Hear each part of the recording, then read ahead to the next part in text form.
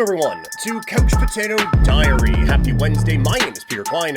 Thank you very much for tuning in. For those watching live on Twitch, hopefully you enjoyed that Calgary Flames mega preview. Going through that, realizing, there was probably a couple things I could have taken out of that instead of just piling everything in. But fun to relive the times of yesterday.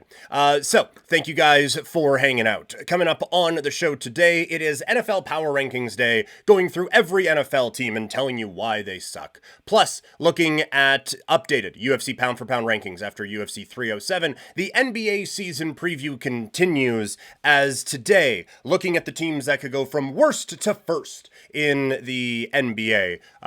Worst two. We'll explain in a little bit. But yeah, gonna be doing all of that today. And if there's anything y'all want to talk about, let me know in the chat. I plan the show for what I want to do. But honestly, this one isn't set up to be nearly as long as some of the other ones. And so wide open. If you guys want to chat about something, we can do it. If it's not necessarily in line with what I'm talking about, just for my own sanity, for editing purposes, for putting this shit up on YouTube later, I will probably wait for it to be at the end. But, or at least at the end of the segment that I'm doing. But if there is any question, like hockey, baseball, basketball, fighting, what life, like, hey, how are Vivans? Just send it on in the chat, and we can talk about whatever y'all want to talk about. As the thing says on the Twitch live stream, we're just chatting. So let's just chat about things in the National Football League, as it is another edition of the Power Rankings.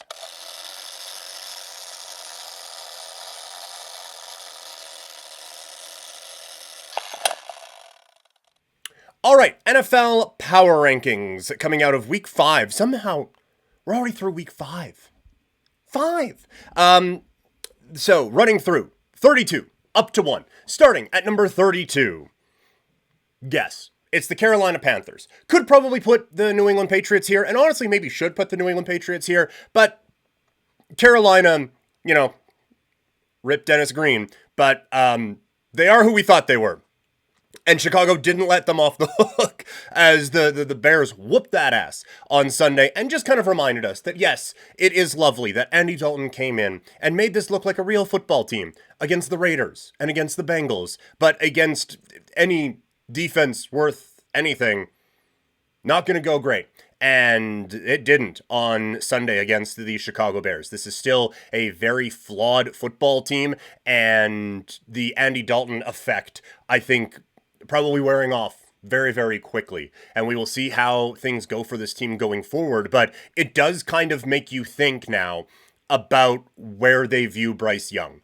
Because if you legitimately wanted this kid to develop, and if you legitimately wanted this kid to do well, wouldn't you put him in against the Raiders? I get they have like the Max Crosby pass rush and all of that, but like the Raiders and Bengals are actually a bit of a soft landing spot. Not that it mattered. Like I'm not saying that this kid played really well and the benching was undeserved in any way, shape, or form. But I do think that if you wanted to really try to get this kid right, when you were looking at the schedule, coming off of games against the Chargers and the Saints, who we all thought coming into the season were going to have good defenses, and then you go up against the Raiders, wouldn't you want him to try to work that out? And so instead of giving Andy Dalton the nice soft landing spot, maybe you should have given that to your kid? Who's to say? And then the one game they do throw him out there in is the one where Andy Dalton is getting just pistol whipped by the Bears and is getting thrown all over the place. So yeah, let's throw the kid in for that game. Kind of seems like they want him to fail at this point, right? Like it seems like they're over it, is where I am at right now. On to number 31, the New England Patriots. And they are making the move this week to go with Drake May at the quarterback position. I still think that is a mistake. And I do understand the real life aspect of this decision. And it's not necessarily one I have an explanation against or defense against. If you are in that locker room and you are saying every single week, no, look, guys, like I know, clear eyes, full heart speech time. I know what the outside world is saying about us, but we beat the Bengals in week 1. We can We can do this. We can get this back. We are still the Patriot way lives on. That's why OJ Mayo, can't you tell, is here to lead the charge and guide this football team into the future. Sure, we have lost a lot of games by a lot of points, but we are actively trying to still win, and we can still do this. So anyway, Jacoby Brissett's going to start again. Like, you can't, right? And so, while it is very easy from 300 feet away to look down on this situation and be like, y'all are insane for throwing your rookie quarterback in behind an offensive line that can't stop a nosebleed. At the same time, you are also trying to not lose an entire locker room of human beings who are going out there and getting into literal figurative car crashes on a week in, week out basis and putting their bodies on the line for you, and then not putting what is probably your best quarterback out there. So I do understand it from that level. This feels like throwing him to the wolves and putting him in a bad situation. And we literally just talked about the Carolina situation and how that has scarred Bryce Young and put him in a very bad spot. So I think that there is a real danger with this sort of a thing, but it makes me significantly more intrigued for a matchup between the New England Patriots and the Houston Texans coming up this week. Coming in at 30, it is the Cleveland Browns. It's over. It's done. It feels like the team has quit, to be completely frank with you. Like, Deshaun Watson is so very clearly not it. And the offensive line is really banged up, but you have talented players who are being wasted on this team. And it is obviously a very helpless feeling when you have the most expensive quarterback in terms of guaranteed money in the history of the sport who is on your team and you can't do a damn thing about it.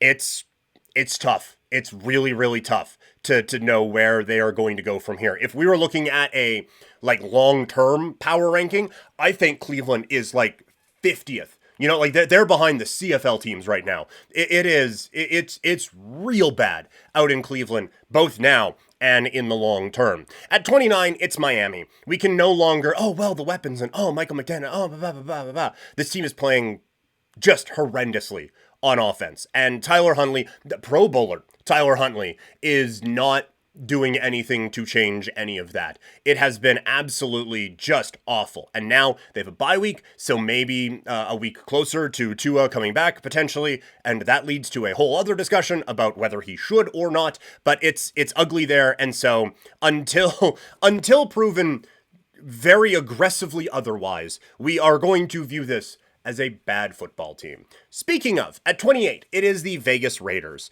as they are potentially making a quarterback change this week, with Aiden O'Connell coming in as competition for Gardner Minshew. And yes, the Las Vegas Raiders had a good win a couple of weeks ago and surprised many with a victory over the Cleveland Browns. But that was an embarrassing showing against the Denver Broncos. And things were going well for the Raiders in that game. And then Gardner Minshew throws a pick six and it all just went to hell. And again, for a team and for a coach in Antonio Pierce, who preaches toughness and the vibes and all of those things, it is concerning when at the first bit of resistance, it crumbles. And this is now the second time where that's happened, right? Because against Carolina, there was pushback and they're just like, yeah, no, we're good, man. And there was the comeback win against Baltimore, and that's fantastic. But we are now seeing more cases than not that this team does not handle adversity very well. And those type of intangible things are supposed to be what Antonio Pierce is bringing, because it's not the phenomenal in-game acumen. And now, going up against the Steelers this week, you're doing a quarterback competition, which by design means you are splitting the snaps in practice this week. So you are giving whoever the starting quarterback is half of the reps to get ready for probably the best or second best defense in the National Football League. Seems like a bad idea. And that's how things are going with the Raiders. At 27, it's Chicago. Things look like they are turning around a little bit, which is a funny thing to say about a team that I've put in the bottom 10 in the National Football League. But Caleb is starting to make a few more throws. He's getting a little bit more comfortable. He's getting a bit more time and starting to do a couple of things. This defense looks legitimate. The results haven't been there as much. They beat Carolina this week.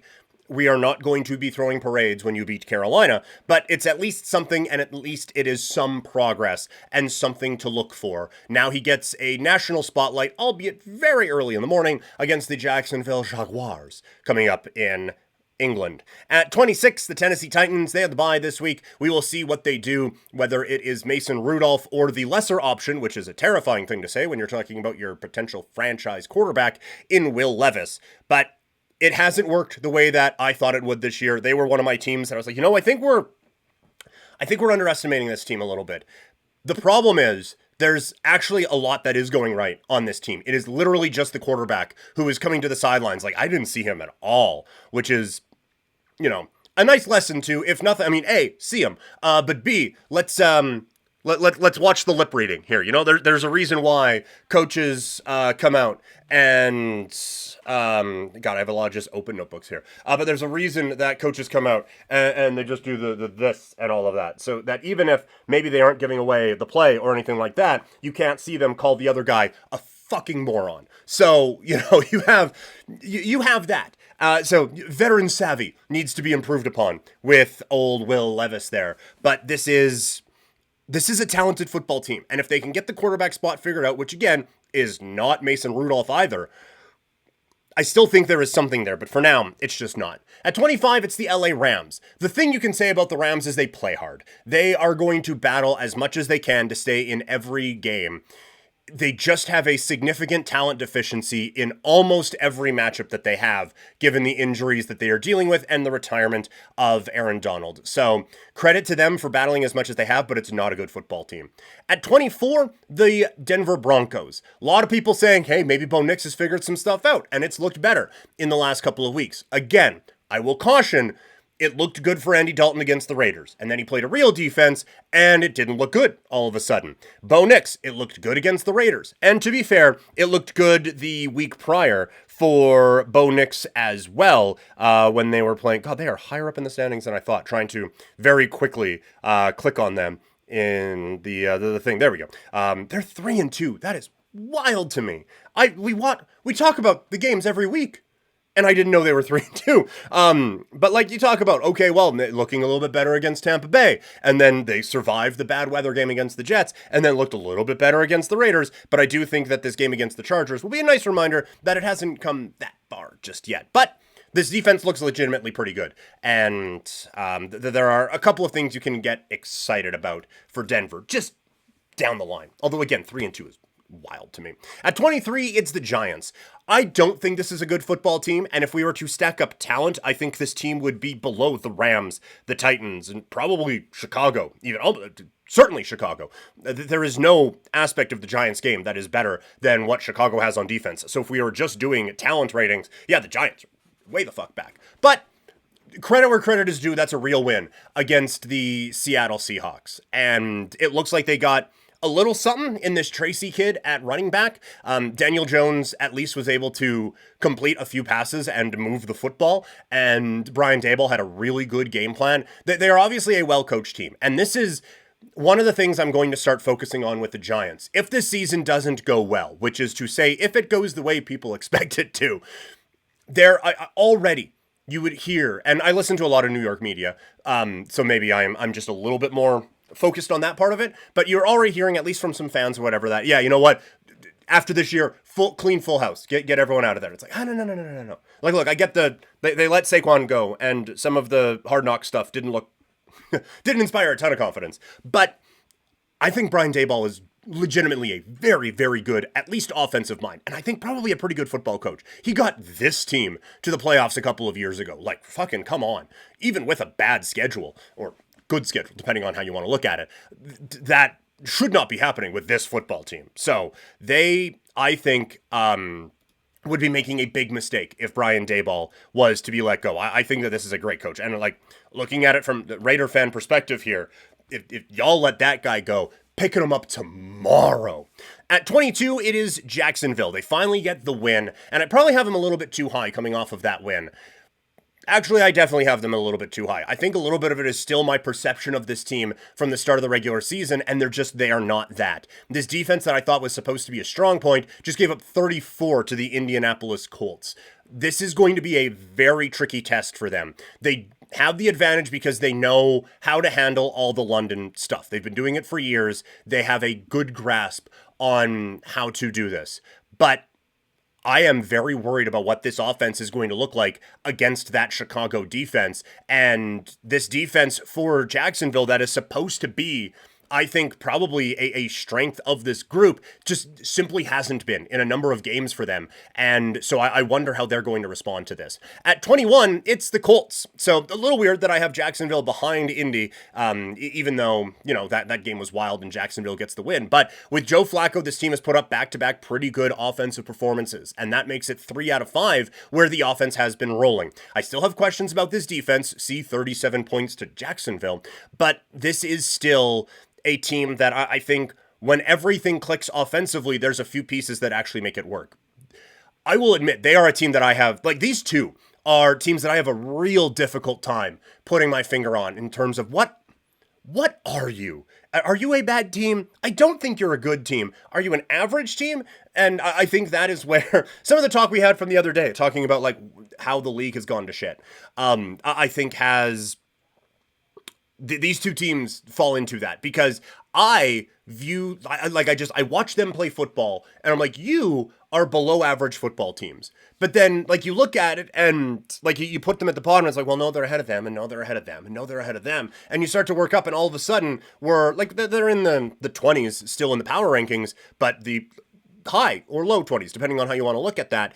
And so we're getting close to mid territory. And it's just, that is more the mid sinking back down than them raising up, if that makes sense. At 20, it's the Cincinnati Bengals. You simply can't lose that game to Baltimore. I don't think we focused on that enough on the Monday recap. That is a really bad loss to the Baltimore Ravens, where you have the ball after a fumble, and this is a players not plays sort of a situation. What is the strength of the Cincinnati Bengals? Say it with me. Passing. Burrow, Chase, Higgins was going in that game. Ioshavas is exclusively open in end zones, but you have a passing attack that gets you going. And I understand Burrow threw a very key interception in that game that cost them a field goal, but the strength of this team isn't running the football. Also, where is Baltimore? Kind of vulnerable. Pass defense. And so to run the ball 3 times into the offensive line and then go for a 55-yard field goal with a new holder is a decision that I should have made more of a note of on Monday. It's really bad football. And the Bengals have been playing some really bad football this year. And I have some faith in the coaching staff, but the defensive talent on this team has not stepped up in any form or fashion. And they're running out of runway very quickly to be taken seriously in the AFC this year. At 19, it's the Tampa Bay Buccaneers. They get a tough loss on Thursday Night Football against the Atlanta Falcons. I think we are seeing that this defense is vulnerable. I was going to say to higher-powered offenses, but it was also vulnerable against Denver. So who's to say? But this is one of those teams where it is a very inconsistent group. They look very good against the Philadelphia Eagles, and they look very bad defensively against, and just overall against Denver, and defensively against Atlanta. So it's a group that it is tough to kind of put your finger on what they are. At 18, it's the Chargers. We are fairly certain that this defense is good. That this is still one of those, you know how we do in the preseason where it is, what am I worried that I'm wrong about? This Chargers team is still a 5% I'm worried I'm wrong about them, because in my mind, as Chris Harris calls it on the Harris Football Podcast, the Fantasy Football Podcast, which is great, by the way. He was a guest on this show when we first started, and was actually incredibly helpful in me starting this whole thing after I got, from 960. But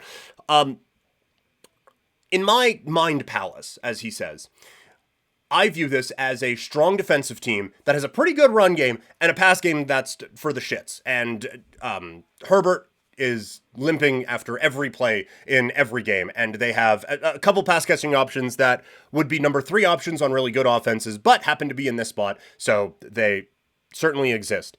And the real good defense thing is all fine and dandy until they've played the Raiders, the Panthers, the Steelers, and the Chiefs.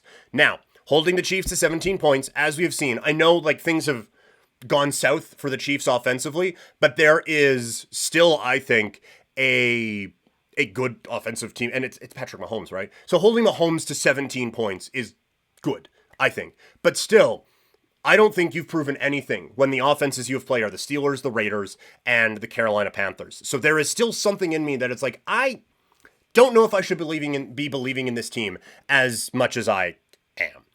At 17, it's the New York Jets. Talked about them a lot on yesterday's show. Don't need to go too much in depth on it. They are facing a very important test in the next little bit, and we will see how they handle things with a new head coach. At 16, the Pittsburgh Steelers. Tough loss on Sunday night. I think it does kind of show that there are limitations with this football team, that offensively, we got excited about Fields for a week, but the weapons, the play calling, and all of that maybe do not lend itself to being a juggernaut for fantasy football or anything like that. But this defense is legitimately good, and it's banged up right now, and they're still only giving up 20 points to Dallas. So they are right in the middle. Speaking of which, Dallas at 15. Again, banged up on defense, now a little bit banged up on offense. Seems like they're making the right move in going with Rico Dowdle at running back, but they are just one of those teams that we talked about where it's just like, yeah, mid right now.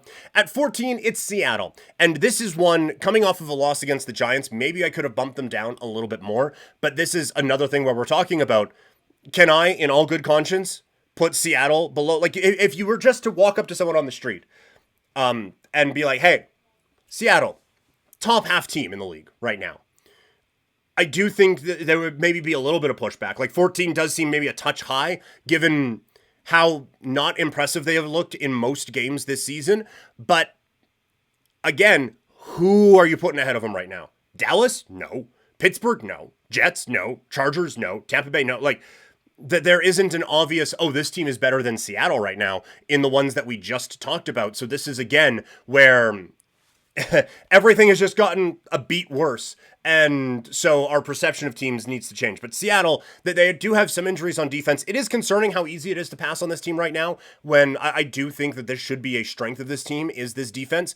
Offensively, it's weird. Like, it'll look good, and it's, oh, that one just missed. Oh, that just missed. Oh, it feels like they're right there. And then they're down by 10 in the fourth quarter, and they have 13 points. You know?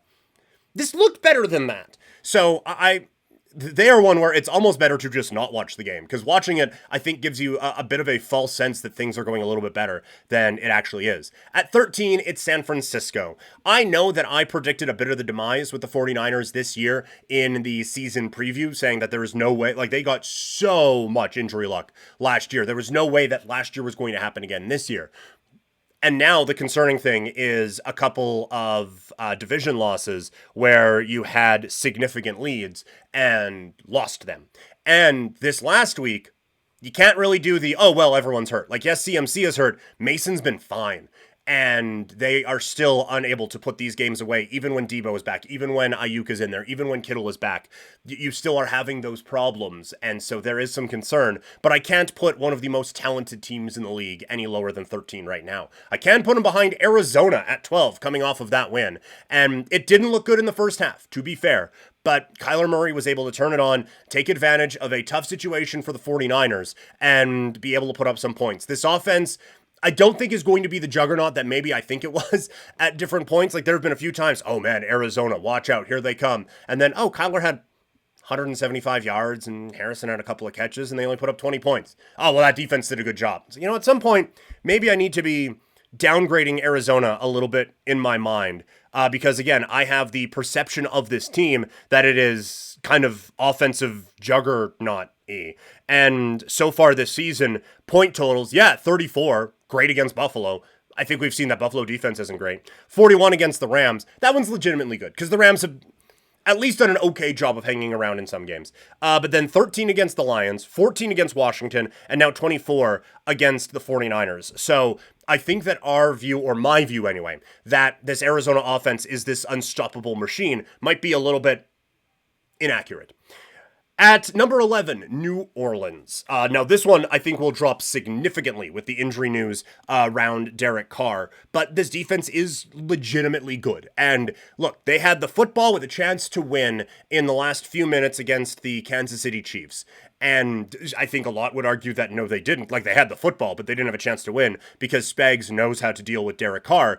And whoever that backup kid is, it's not going to go great. But this is a team that is better than I thought they were going to be. And it's not the offensive powerhouse we thought it was we saw a couple of weeks ago, but it is at least taken a bit of a step forward here.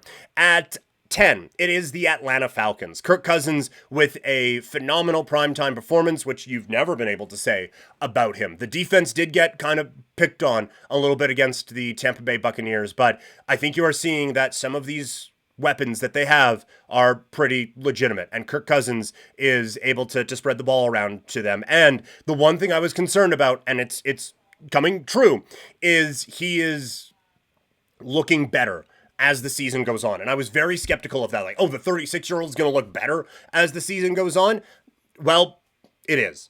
And I think we are seeing the effects of barely playing in preseason, and also how much time you need to recover from these sorts of injuries. So it's getting better out in Atlanta. At 9, Philadelphia. They are getting A.J. Brown and Devonta Smith back, so I am feeling a bit more confident that this team will put it together. But this team, I don't think anyone has the pressure that the Philadelphia Eagles have on them this week. The excuses, like I said, are probably gone because those guys are coming back.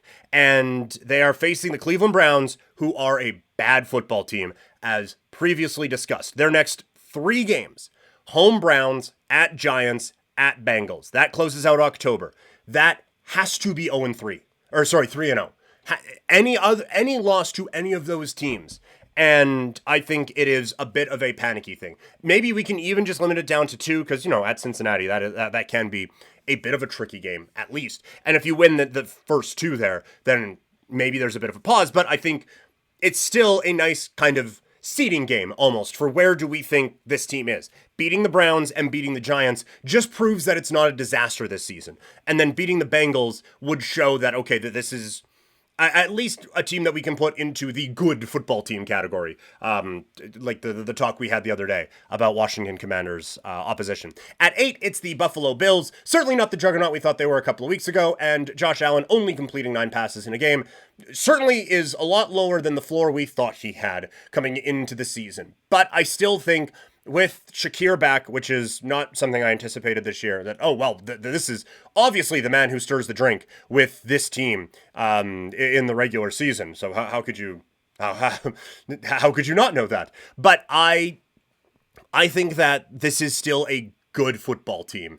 Maybe not a great football team, and one that has significant holes on the defensive side, and one that, when faced with a decent defense, isn't going to be able to put up the monstrous numbers we saw, but can still take advantage of certain situations. At 7, it's the Green Bay Packers. Jordan Love didn't look perfect against the LA Rams. You would have liked for it to be maybe a little bit more convincing. We'll see what happens with Christian Watson back, if he is back, or maybe even with Romeo Doubs, as he looks to work his way back from a suspension after he was just like, yeah, I don't feel like going to practice today because I'm not getting the football enough.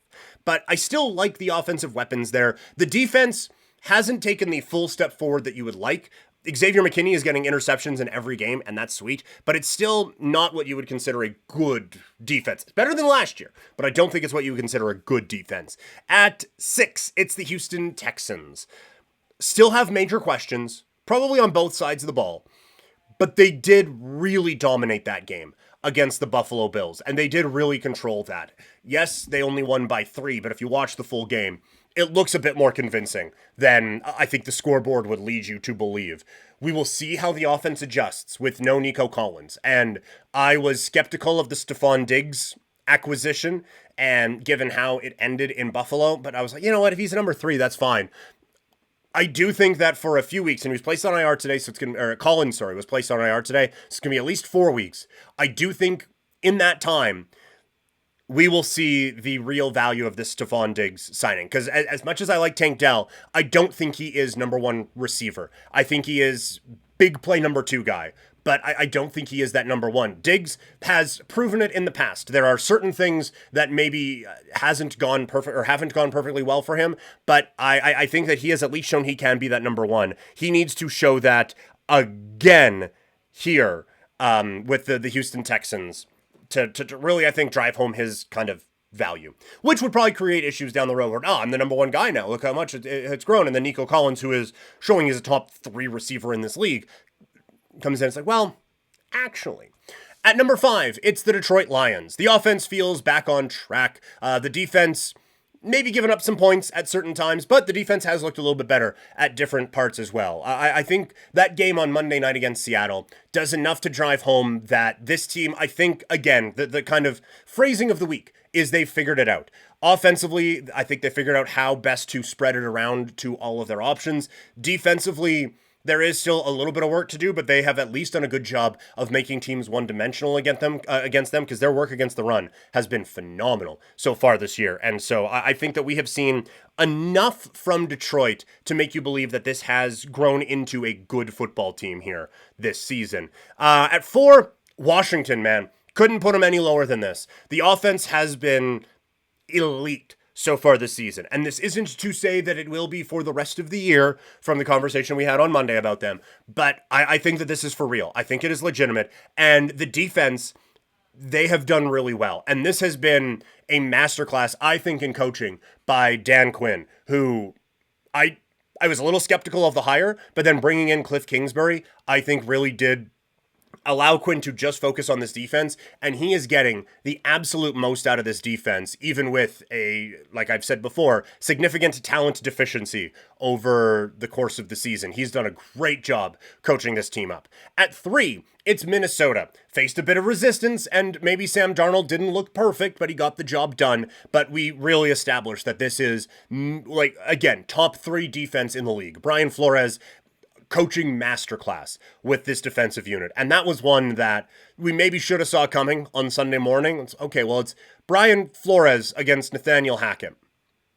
How did we think that was going to go? Maybe should have saw that one coming a little bit more. But Minnesota, it's all clicking. We'll see about the Aaron Jones injury and Ty Chandler maybe getting an opportunity when he comes back. At 2, it's Baltimore. Yeah, they probably should have lost, but they didn't. That's a real comeback against what we still think is maybe a real team, and they have had some very, very strong performances this year. A couple of questionable ones, but I do think that right now they are playing some very good football. You worry about the defense, for sure you worry about the defense, but Lamar Jackson has elevated from his unbelievable MVP season a year ago. So that makes you feel really good about where they're at. And number 1, we can't knock them off. It's the Kansas City Chiefs. They are still the best team in football. The finding ways to win. That Mahomes ridiculous, what was it, 3rd and 8 run where he just kind of bobs and weaves out of traffic and everything like that. Like, how? I can't do that on Madden. It was unbelievable what he is able to do. They are doing just enough to win a lot of these games, but this defense is elite right now, and they're not putting up a ton of points to win these games, and they're not blowing anybody out, but they never seem fully out of control of these games, and if it ends up being a loss, it feels a little bit more like, interesting. Like, it's almost more like they would run out of time than they would lose, that sort of a thing. So they continue to be number 1 in the NFL Power Rankings. We go from one list to another list, as it is what we do here on Wednesdays after UFC pay-per-views, as we go through and see where do the fighters, the winners and losers, rank in the updated pound-for-pound rankings. We had pound-for-pound fighters on both the men's side and the women's side, so let's refresh where we are in the rankings. We will start with the men's pound-for-pound rankings in the UFC.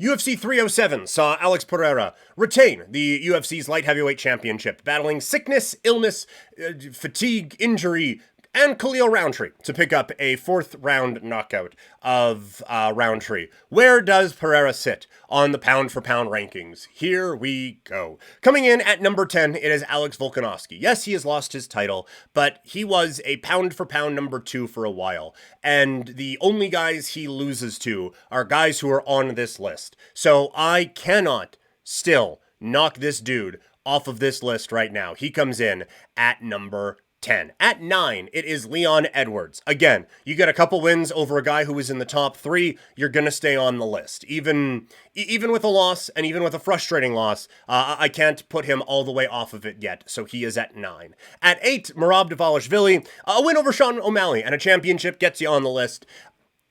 But given, again, the quality of the opposition that we are dealing with ahead of him, there was no one... 8 does feel a little bit low. Maybe if it was a bit more, I mean, it was a dominant win over Sean O'Malley, but I do think if it was a bit more of a ba-boom win, then maybe he moves up, but I couldn't put him ahead of the rest. At 7, it's Bilal Muhammad. It's been quite the run up to a championship point, and then a win over Leon Edwards, who again has a resume that keeps him on this list even after a loss. I think you have to reward that, so he gets at 7. At 6, it's John Jones. Dana White would say that any pound-for-pound list that includes John Jones, doesn't have a number 1, is stupid. So I guess this list is stupid. But inactivity for John Jones, you have to keep him on here because he's the heavyweight champion of the world.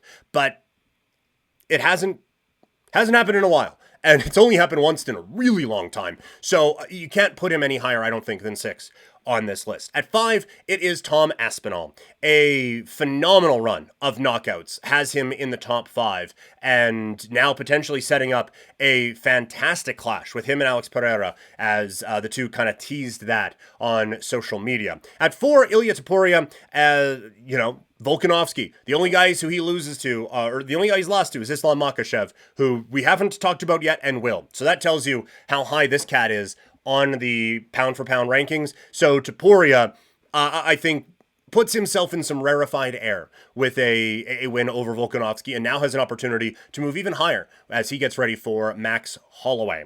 At 3, it is Dricus du Plessis. A win over Israel Adesanya helps. Beating Sean Strickland, who beat him, also helps. And it hasn't been overly convincing all the time, and there are very few things that he does that you would teach that way in any martial arts school ever. But the wins continue to pile up, and he continues to show the type of fighter that he is. So he comes in the top 3. At 2, it's a win, but I can't move him. Alex Pereira stays in the number 2 spot. A victory over Khalil Roundtree does not put you to number 1. Now, if the Instagram thing plays out and we get a fight with him and Aspinall next, I think the winner of that probably moves to number 1.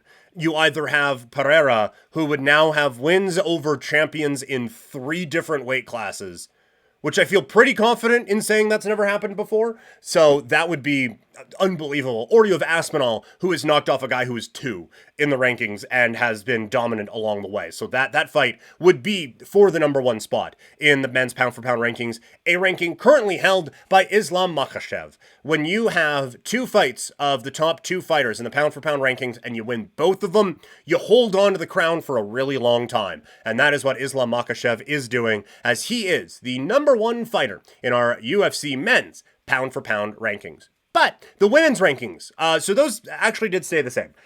The women's rankings didn't, as we have a shift as a new champion is crowned in the women's bantamweight division. So let's talk about the women's pound-for-pound rankings in the UFC.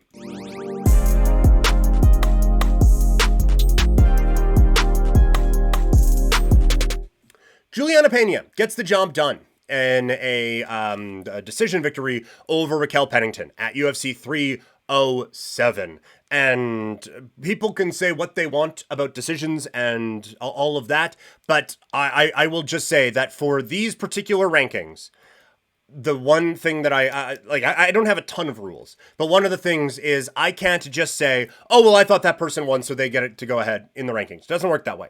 Win is a win. You did, well, while I may disagree with decisions or may disagree with whatever, the rules state that if you did enough for those 3 people to think you won, then you won, or at least 2 of them, then you won. So win is a win is kind of how we view this. Although there is, some context when you're helping out a little bit later. So at number 10, it is the loser of that bout, Raquel Pennington, as she drops from what was a top 5 spot. Have to keep her in the back part of the top 10 because of the run that she had up to winning that championship. But she doesn't really have the big wins that get you a spot still in like the top 5 or even the top 7 in the pound for pound after losing a championship. She like all the most of the big names she's fought, she's kind of lost to. So I do think that she deserves still to be on this list, but I do think that 10 is a fine spot for her. Obviously, I think that I put her there. At number 9, Tatiana Suarez. And I know I just said wins and losses matter and just gave that whole thing. This is projecting a little bit because I, for a while, have felt that this was the most talented fighter in maybe even all of women's MMA. And she just cannot stay healthy and cannot get the fights and cannot get up to that level to finally validate her talents with a championship. But I still think she's really good. And she still has a good resume. It's just spaced out a little bit. And so I have to have her at number 9. I have to have her on this list, but we can't have her higher. At 8 and 7, a couple fighters are going to be fighting in Edmonton next month, as it is Rose Namajunas taking on Erin Blanchfield in what should be a really fun fight. Namajunas is at 8, Blanchfield is at 7. They both have strings of very good victories. Blanchfield a little bit longer than Namajunas, I believe. But Rose, obviously, an incredible resume before that. So both of these fighters deserving to be on this list. At 6, it's Alexa Grasso. She had a couple of wins over Valentina Shevchenko, or a win and a draw anyway. It was a convincing enough loss to knock her out of the top spot, and from the top spot down to 6. So there is that. I do think she was at 1.7, and then the Pennington loss bumps her back up a little bit here, but it was still convincing enough and concerning enough that she's going to need a couple impressive wins to move back into the top 5. A top 5 spot currently held by Yao Xiaonan, who comes in at 5. Again, a lot of very impressive wins, and just these next couple are just very simple. Xiaonan and Fioro, both of them maybe don't necessarily have like the championship whatever yet, and in some cases championship losses, but it's still, again, it is a talent thing, and there are a lot of other wins that kind of get you into these spots. So that's why they're at 5 and 4 for me. At 3, it's Julianna Peña. I talked some shit. I've never been overly impressed with this particular fighter, and then the way she goes about some other things, but that's now 2-time champion, which doesn't happen a whole lot, especially given the way that she lost to Amanda Nunes in that second bout. For her to get back to the top of the mountain now, regardless of situation, is impressive, and so she comes in at 3. At 2, it's Zhang Wei Li, who has been just a wrecking machine, going through challenger after challenger after challenger, working her way into the top. So she comes in at 2, but at number 1, and this one, it's going to take a lot to change it. She is back on top of the mountain. Valentina Shevchenko gets her championship back earlier this summer in a win over Alexa Grasso, so she stays in the very tippy top. But Julianna Peña, with a win at UFC 307, moves into the top 3. One more list to close the show. It's the NBA previews continuing. Today, we are looking at the teams who have a chance to go from the bottom to the top in the NBA this season.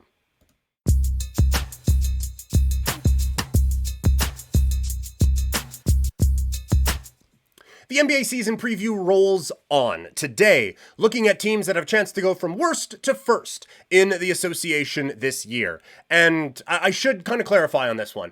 The original premise for this segment is from the NFL season preview.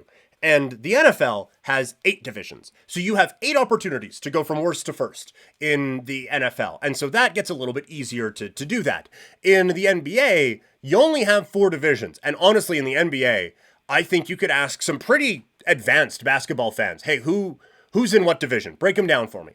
And you would have some trouble doing that, as division wins have meant less and less as the years have kind of gone on in the association. But I do think that there is, at least some importance of that. And so for this particular segment, it is titled worst to first, but it is the worst 2 to first in your division. If you were in the bottom 2 in your division last year and have a chance to move up, then you qualify for this list. So coming in at number 5, it's the Detroit Pistons. It would take quite a bit for them to jump up in the, Central, I think, division. And yes, like they would have a steep hill to climb and a lot would have to go right, which is why they're at 5, because it does seem almost illogical to assume that it could happen. But let's go through the scenario.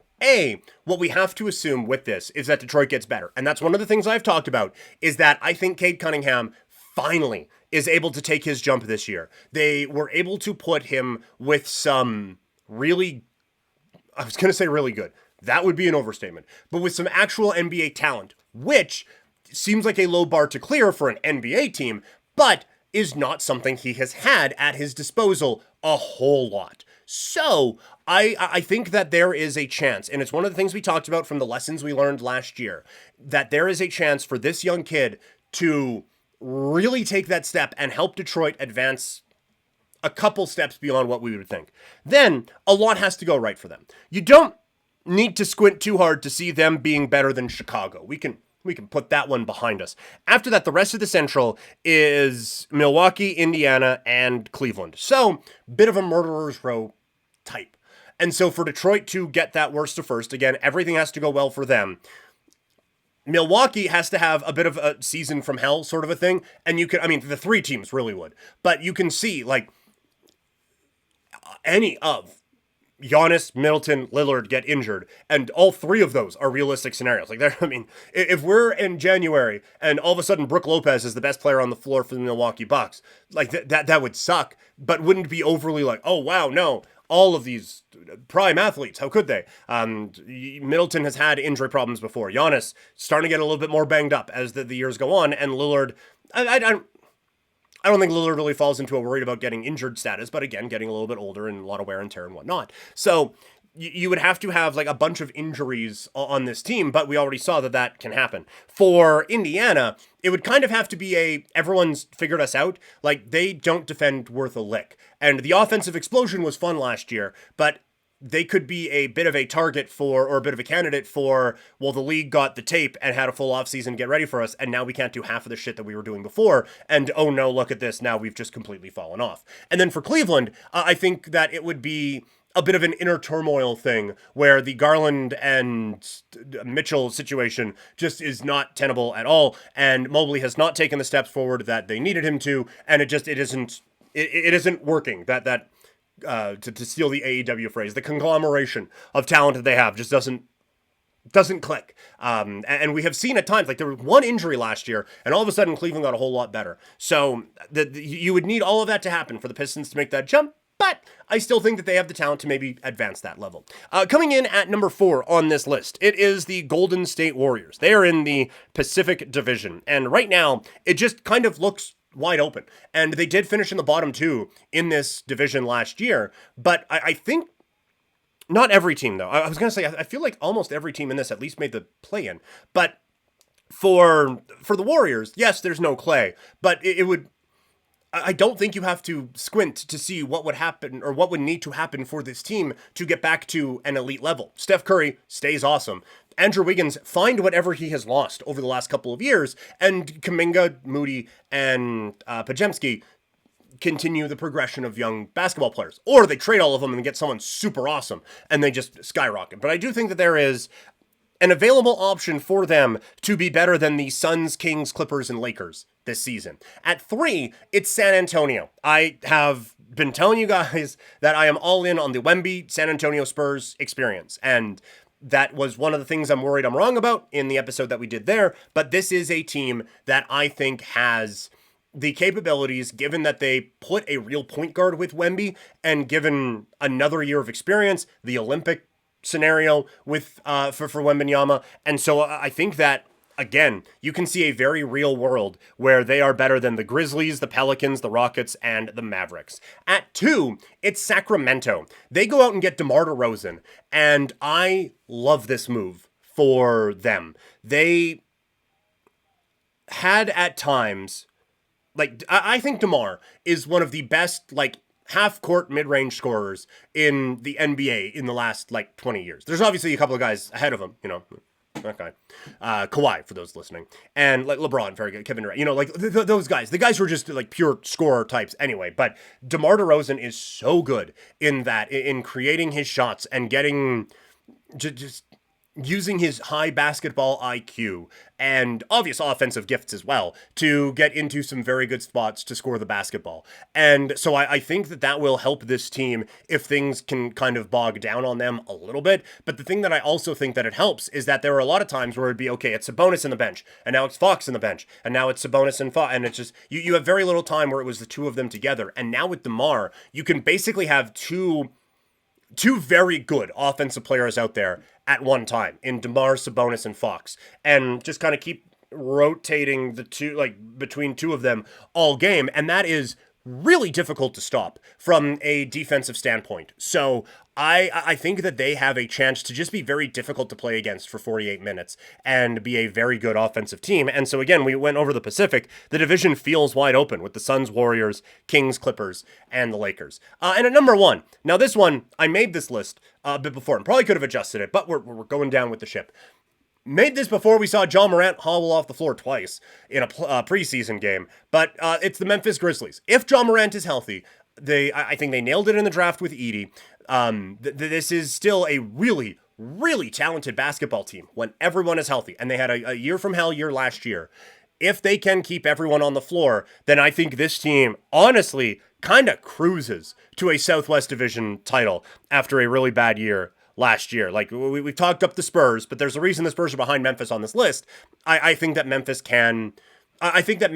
at their peak is quite a bit better, actually, than San Antonio. And then you only kind of need Dallas to take a bit of a slip. And this team is right there to win this division. So I think it is wide open for Memphis to go from worst to first. All right. I said it was going to be a quicker one, and then we come up close to an hour. So thank you guys so much for hanging out today. Hopefully you enjoyed the Flames mega preview. There's going to be more Flames content from me coming up today over on the Game Over Calgary YouTube channel. So check that out. Now we're going to have a full season preview coming out before the game tonight. That is going to be my next project here very quickly, hopefully to get that up before, with enough time that you can enjoy it before the season really gets going. So thank you guys so much. No live stream tomorrow. There is going to be a podcast because we are coming up. It's a fight week. It's an AEW pay-per-view. That there is a lot going on this week. So we are still going to have all of that.